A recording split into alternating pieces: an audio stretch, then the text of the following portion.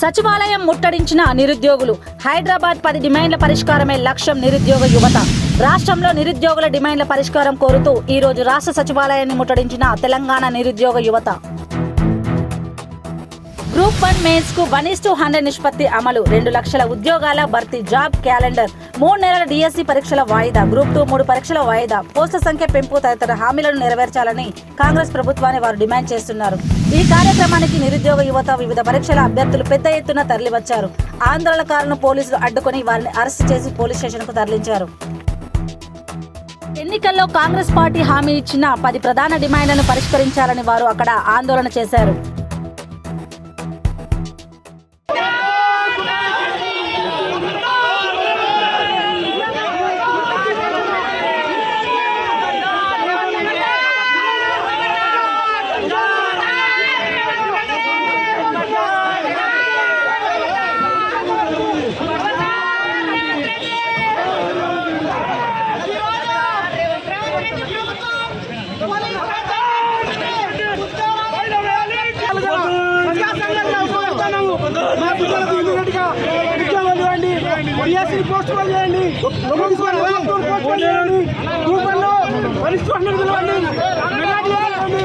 అంతవరకు మేము కొట్లాడతాము.